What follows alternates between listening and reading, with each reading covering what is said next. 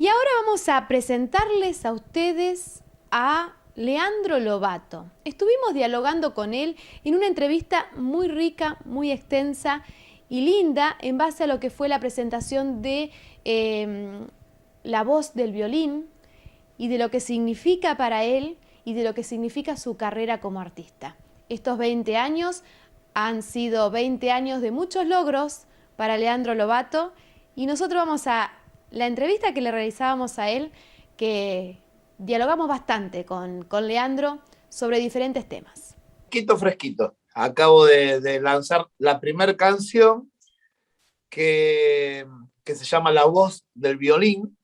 Esta canción, además de ser la primera canción que presento en sociedad y comparto para todos ustedes, es la canción que da título a un puñado de canciones, a varias canciones, que ese puñado de canciones son parte de un disco, en esta oportunidad no físico, pero con el mismo concepto de toda la vida, de disco, con una canción de comienzo, con una canción de medio y con una canción que resuelve toda una idea entrelazadas entre sí.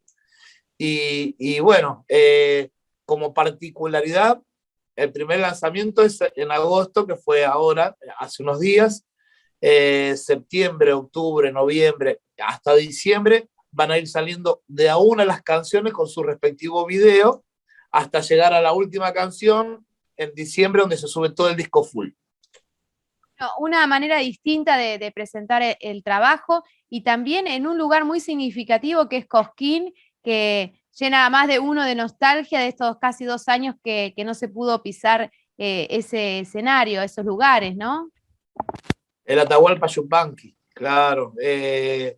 Simbólicamente, Cosquín, sin duda, sin ningún tipo de duda, es la cuna de todos los que amamos el folclore. Y este disco en particular, además, es un disco que se cumplen 20 años. El año 2001 yo editaba Herencias, mi primer disco solista, y yo sentía que era un momento súper oportuno para no solamente lanzar un disco post pandemia, post tanta oscuridad, post estar tanto tiempo lejos de los escenarios y de los festivales. Era esa nueva presión, esa vuelta al ruedo, y se sumaban las 2 décadas de la salida de mi primer disco. Es como que se amontonaban varios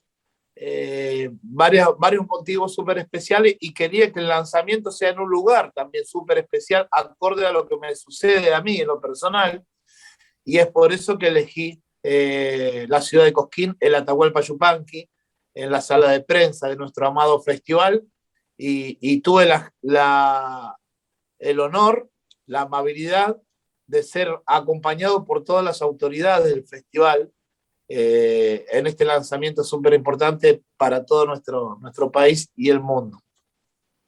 Alejandro, en estos 20 años, seguramente que cuando estabas armando este nuevo disco, pensando la idea de cómo producirlo, cuáles eran esos temas de los cuales nos hablaste al comienzo, de los que iban a estar, seguramente que hiciste como una especie de recorrida de estos 20 años que no fueron tan fáciles, sino que se fueron caminando y en ese caminar fuiste llevando adelante la bandera del folclore bien en alto. Bueno, sí, la verdad que si hay algo que nos permitió esta ausencia de las fiestas populares nuestras y de los festivales, es el hecho que nos permitió pensar, parar, como se dice en la jerga futbolera, la pelota, y poder pensar, y en ese poder pensar, no solamente es pensar en la vuelta, sino que pensar y mirar un poquito para atrás, qué travesuras estuve haciendo en estos 20 años. Eh, y la verdad que en algún punto me vi sorprendido, porque en ese mirar hacia atrás, empiezo a ver un crecimiento enorme en mí.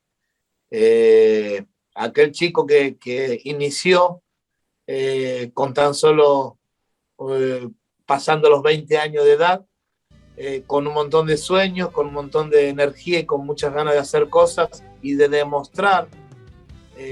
Hoy me encuentro con un muchacho ya adulto, ya lleno de canas, mirá cómo estoy lleno de canas, pero cada una de estas canas significan mi paso por muchos lugares, por muchos pueblos de mi hermoso país y de haber visitado muchos países del mundo también y de haber llevado con dignidad y junto a mi violín nuestra música folclórica. Todo eso yo siento de que lo he volcado también en música. En mi música yo la siento súper madura hoy. Siento que los conceptos y la idea con la que quiero llegar a la gente son mucho más claros. Siento de que no tengo la obligación o esa necesidad de adrenalina de demostrar todo el tiempo, de que puedo estar dando vueltas y representando nuestro folclore. Es como que estoy mucho más tranquilo, más relajado y la música fluye mucho mejor, mucho más fácil. Así que si para algo ha servido estas 2 décadas en lo personal, es para darme cuenta de todos estos conceptos que te estoy diciendo. Leandro, la voz del violín, ¿por qué elegiste el nombre que da inicio a todo este disco? Contame un poquito esa búsqueda del nombre, porque no es fácil estar y darle ese título. No, para nada fácil. La verdad que siempre a la hora de enmarcar y redondear un disco, yo siento que los títulos tienen que ser directamente, tienen que contar lo que sucede dentro de ese contenido y ese puñado de canciones que uno elige. Y a mí me parecía que la palabra violín tenía que estar en el disco, en el título del disco, por ser en este disco, sobre todo, más que en otros discos anteriores, ser un súper protagonista. De hecho, te cuento una intimidad. Cuando estaba preparando el disco y entro al estudio a preparar el disco, entramos con una idea y un concepto de por qué no grabar un disco todo instrumental, que el cantante sea el violín. Y ese fue un concepto que lo defendimos, entramos, empezamos a grabar, empezamos a fluir adentro del estudio hasta que nos agarró la pandemia. Y cuando nos encuentra la pandemia, porque este disco se suspendió, en el 2019 empezamos a grabarlo, lo suspendimos más o menos a la altura de septiembre, porque ya teníamos compromiso de giras, y cuando estábamos terminando la gira del 2020, ingreso al estudio a terminar de grabar el disco porque ya no podíamos girar, porque ya estaba la pandemia dando vuelta. Terminamos el disco y a medida que vamos en la parte final del disco, yo la voz la uso como un instrumento más de expresión. Y sentí la necesidad de que tenía que estar la voz, la garganta, para contar cosas.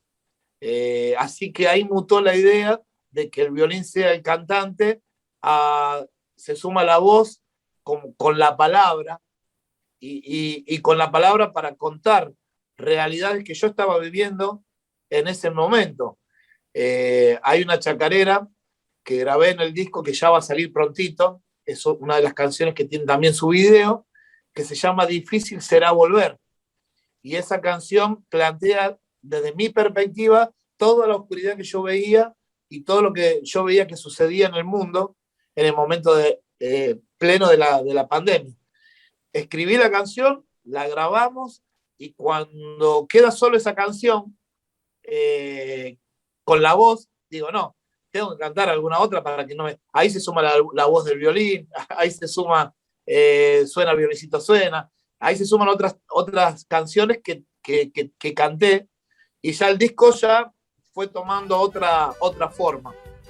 Contándote esta anécdota, me parecía que la voz del violín era lo indicado y era lo que había sucedido con el disco. Primero era el violín solo y se le sumó la voz. Y casualmente tengo una chacarera que se llamaba La Voz del Violín. Y digo, qué bárbaro esas cosas raras que se dan. Yo no sé si son casualidades o causalidades, era lo que estaba sucediendo en mi disco, el título de esa canción. La voz se estaba sumando al violín. Entonces quedó La Voz del Violín, que es el título de la chacarera. Y que seguramente va a tener muchos éxitos porque, bueno, cuando las cosas a veces se dan así, tan espontáneas y tan esas casualidades o causalidades, como decís vos, siempre trae buenos resultados. Así dicen, mis mayores dicen eso. Claro. Es más, algunos periodistas que yo respeto muchísimo de muchos años, que ya tienen una idea de cómo han escuchado así pinceladas del disco, me dicen que sin duda para ellos este es un disco bisagra para mí. Así que bueno, vamos a ver qué piensan ustedes cuando lo escuchen. Ojalá en mi posición, ojalá que algunas de las canciones que he escogido para este disco signifiquen algo y les generen algún tipo de motivación, algún tipo de emoción, como lo han hecho conmigo. Conmigo ha sido totalmente movilizador grabar este disco. Si bien todos los discos generan esa cuestión íntima, pero este es súper íntimo, súper... estuve súper encima, con tiempo, que es lo que nunca tuve en los otros discos.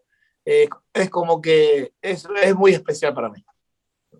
Pero, ¿hay artistas invitados o solamente el disco sos vos? Mira, lo que me sucedió también, que tiene que ver, todo tiene que ver con lo que ha sucedido, digamos, con esta cuestión de que hemos estado encerrados y hemos tenido tiempo para pensar. Yo empecé a hacer muchas colaboraciones, muchísimas, desde que arrancó la pandemia, hasta que en un momento puse un freno porque si no me estaba sacando muchísimo tiempo y no me dejaba seguir con mis proyectos, digamos que el proyecto fundamental era este, La Voz del Violín. Y en esas colaboraciones empecé a grabar con un montón de colegas míos, todo el tiempo grababa, en un momento que entraba al estudio y tenía que grabar con 7 o con 8 colegas. Eh, 7, 8 canciones que uno las tiene que preparar y tenés que entrar a grabar, o sea, no es que entras a grabar y grabar de a 7, 8 en un ratito, no. Iba entrando todos los días, grababa una canción y cuando me daba cuenta, capaz que había invertido 50 días y no había casi hecho un avance con mi proyecto personal. Entonces digo, cuando me plantean los chicos, me dicen, che, ¿y vamos a invitar a alguien? No, digo, no vamos a invitar a nadie porque yo ya estoy yendo como invitado a muchos de mis colegas. Entonces, me parecía que también era una característica que me había llevado toda la situación y estos tiempos de no tener invitado en el disco. Leandro, ¿cómo fueron los Lobatos? Muy solidarios en su momento, después, bueno, vos comenzaste con tu carrera.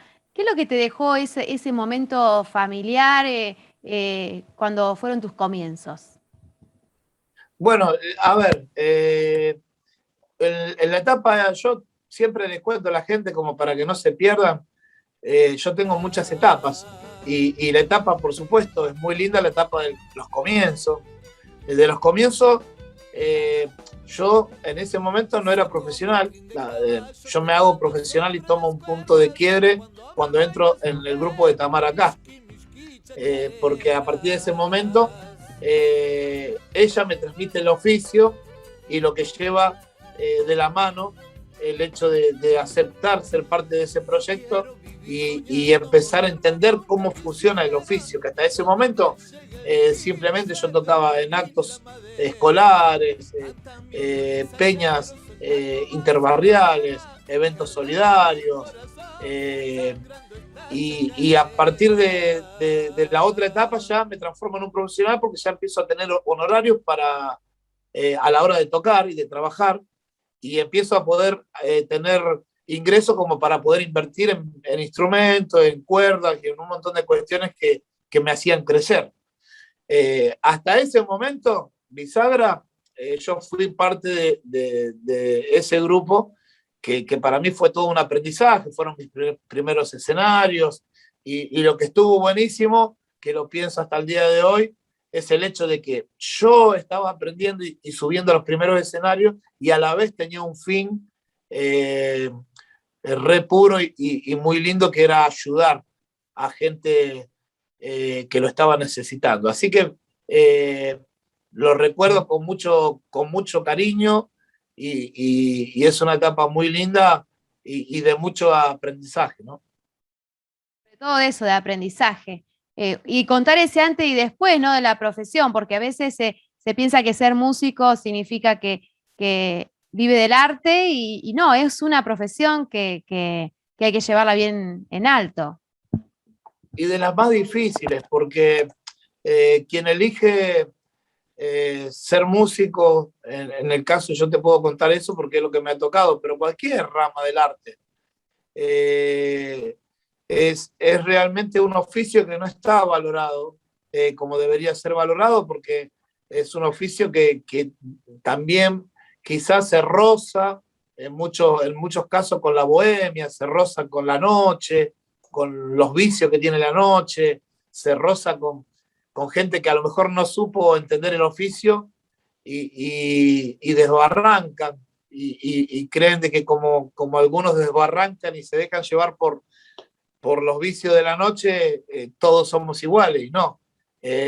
Para nosotros, lo que yo he entendido y lo que he aprendido, cuando me hice profesional, esa decisión tiene que ver con las pruebas de sonido, llegar a los ensayos en horario, cumplir con los tiempos, hacer entrevistas, tratar bien a la gente de la prensa, tratar bien a nuestro público, estar siempre predispuesto, tener una inversión importante en equipamiento, seguir estudiando y todo el tiempo actualizándonos, seguir experimentando la parte creativa. Mirá la cantidad de puntos que llevan a que vos tenés que estar todo el tiempo en una constante y tenés que estar también, y un punto no menor, decidido a tomar la decisión más dura que a mí en lo personal, al día de hoy siento que es la única parte del vaso vacío, que es no poder ser parte de los eventos familiares, cumpleaños, casamiento, cumpleaños de 15, y momentos así íntimos de la familia, porque siempre la prioridad es para mí en mi vida, siempre ha sido la música, y es el único punto del vaso vacío que nunca lo pude manejar, porque nunca hasta último momento sé si voy a poder participar de eventos que tengo ganas de participar en íntimos, en lo personal, y tengo la suerte de que el entorno mío me lo entendió y me acompaña, pero para mí eso sería parte del vaso vacío que tiene esta elección que yo hice, porque nadie me obligó, yo elegí esta carrera y la elegí con el vaso lleno y con el vaso vacío. Está bueno también ver esa parte, porque a veces vemos a los grandes artistas, como en el caso tuyo, en los grandes escenarios, y está la otra pata que es la que vos bien decís del vaso vacío. Sí, sí, bueno, algunos lo llevan mucho mejor. Yo soy muy familiar, a mí me gusta estar con mi familia, me gusta estar con mis amigos. No tengo muchos amigos, tengo muchos muy buenos conocidos, gracias a Dios, pero muy buenos amigos, tengo un puñadito con una mano, y a mí me gusta siempre estar con ellos y compartir, pero ellos saben de que muchas veces no puedo, porque quizás lo que me ha pasado en estos tiempos cercanos, donde la economía de nuestro país no es tan estable, organizamos 15 días antes o 20 días antes un asado en la casa de uno de mis amigos para festejar su cumpleaños. Y 8 días antes me llaman y me compran una fecha y no puedo ir. Eh, Eso sucede porque tenemos una economía inestable, entonces las comisiones deciden a último momento. Entonces, lo que me ha sucedido más de una oportunidad es eso, una semanita antes, 8 días antes, me compran una fecha y todo lo que tenía planeado los dejo colgados. Pero bueno, mis amigos también son mis amigos porque saben entender de que es mi trabajo, de que eso no lo puedo manejar y que siempre la prioridad se la he dado al trabajo, porque yo tengo gente que vive de mí y yo no puedo tomar decisiones que vayan en contra de su economía también. Así que hasta en ese punto eh, me brindo y trato de ser correcto, digamos. Uh-huh. Leandro, ¿cuál sería tu sueño? Bueno, ya tenemos el disco que sale con una particularidad totalmente distinta a lo tradicional. Y bueno, seguramente que hay un sueño en base al disco, en base a tu carrera, en base a lo que querés lograr. Bueno, mira, sueños, gracias a Dios, desde chiquito, yo he sido un vendedor de sueños, o sea, y, y soy un tipo que abrazo un sueño, lo hago realidad y voy por otro. Sueños, gracias a Dios, todo el tiempo tengo sueños. Eh, Esto de haber, lo que acabo de hacer, acabo de abrazar un sueño yo. En el lanzamiento me di el lujo de irme a Cosquín, me di el lujo de tener toda la comisión directiva apoyando ese lanzamiento, me di el lujo de estar en vivo y en directo con gran parte de la prensa, te diría la mayoría de la prensa de todo nuestro país y de muchos países hermanos que han transmitido en vivo la conferencia. Eso que acabo de vivir era parte de un sueño. Yo siempre pensaba, digo, un día me gustaría en uno de los lanzamientos ir a Cosquín, hacer todo. Y se me dio en estos 20, o sea, después de 20 años, digamos. Otro sueño que tuve fue grabar con Sisto Palavecino. He grabado un disco completo con él, lo he producido, lo he arreglado, lo he dirigido. Me he ido a Santiago del Estero y he convivido con él en su casa más de 2 meses. Ese es otro sueño que pude concretar. La consagración en los festivales importantes de nuestro país, ser reconocido formalmente en los festivales más importantes, esos son otros sueños. La verdad que respecto a los sueños, sigo ahora, a ver, con los pies en la tierra. Mi próximo sueño sería dirigido a que los chicos en su formación temprana tengan acceso a nuestra cultura y a nuestro arte nativo. Antes de la pandemia, yo soy parte de un movimiento, un puñadito de soñadores, que logramos una ley de folclore, exactamente, obligatorio en las escuelas. Eso se quedó apagado un poquito o opacado por toda esta pandemia, que es súper lógico, de que la prioridad es que nuestra gente esté lo antes posible bien y que lleguen las vacunas y salir de tanta oscuridad. Pero siento que ese es un sueño colectivo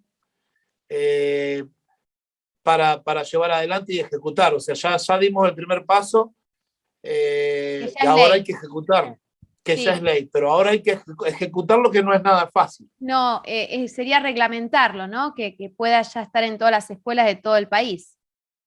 Sí, y además, no solo reglamentarlo, sino que también instruir a nuestros docentes para que puedan transmitir a los chicos, que ese es un tema, en algún punto, siempre hablábamos con Mullita Carabajal, de que a mí en privado me escribían muchos docentes, y me escriben muchos docentes y me cuentan sus trabajos, y no tengo duda, ningún tipo de duda de que su trabajo lo hacen con amor y con mucha dedicación. El tema que esta ley era súper importante que esté, porque justamente obliga a quienes no tienen esa conciencia de transmitir todos nuestros valores y nuestra cultura y nuestro arte nativo, tengan que instruirse y tengan que descubrir y aprender para transmitir a los chicos con un plan, con un esquema. Claro. Entonces creo que por eso es súper importante ese logro y ese paso, pero todavía hay mucho por lograr, entonces es parte de un próximo sueño a cumplir. Que bueno, es un sueño bastante complejo en el sentido de ir camino a pueblo, contar, ¿no? Bien de la ley, de lo que se trata, porque tal vez hay muchas dudas en base a los docentes cómo implementarla.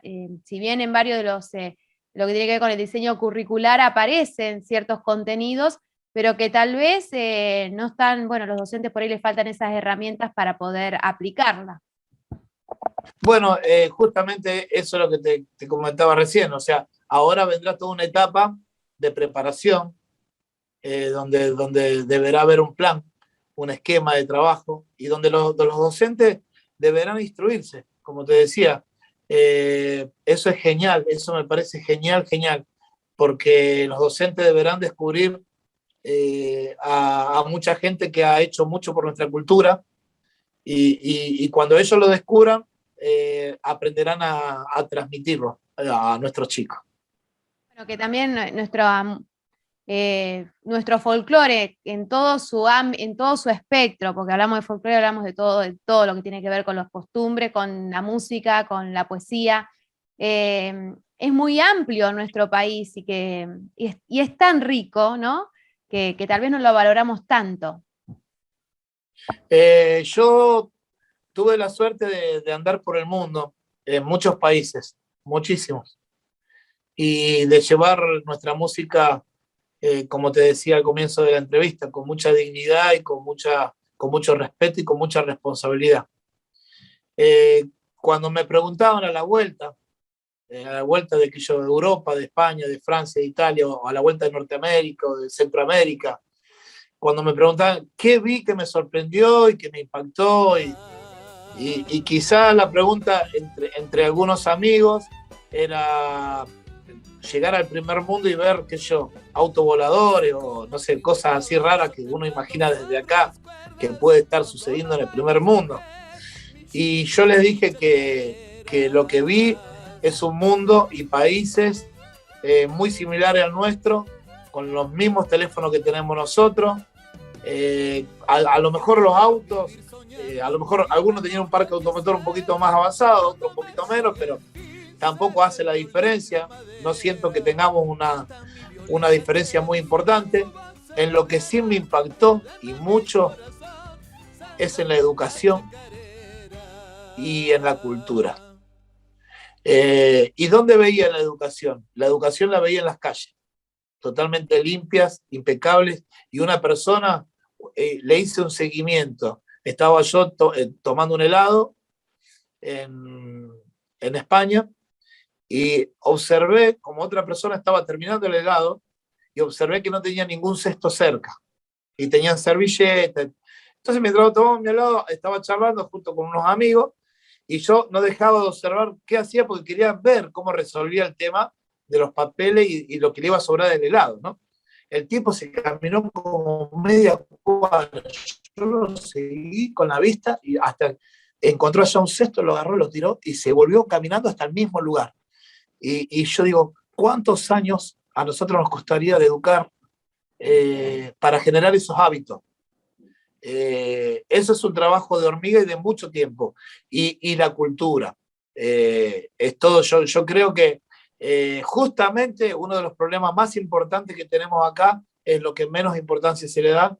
Y siento que hasta que no tomemos conciencia que las bases de cualquier modelo de país es la educación y la cultura, que eso es lo que te hace distinto, vamos a estar complicados. Para eso estamos nosotros, para acercar estas ideas y empujar a que nos escuchen y que tengamos nuestros espacios para que la gente que tiene la posibilidad de que se invierta en cultura y en educación nos escuchen y que peleen por nosotros en el Congreso o en los medios donde corresponda. Uh-huh.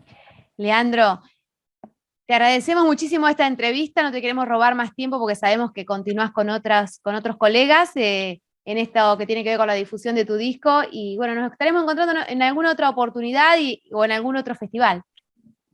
Bueno, gracias a ustedes, ¿no? Por favor, mirá que hablamos un poquito del disco y nos hemos ido para otros lados, pero creo que es muy importante haber charlado estos temas, sí. Porque tienen que ver con los intereses comunes y todas las cosas que tienen que ver colectivamente con los intereses comunes son importantes y hay que darle su tiempo. Así que bueno, yo muy feliz de dar el primer paso. Como les dije, todos los meses hay sorpresas, hay una canción nueva con su respectivo trabajo de video. Estoy súper feliz con el resultado que he tenido. Es la primera vez que hacemos una inversión súper fuerte en la producción de video, en mi carrera, y de alguna forma también es un mensaje subliminal de decir de que yo no quiero volver igual.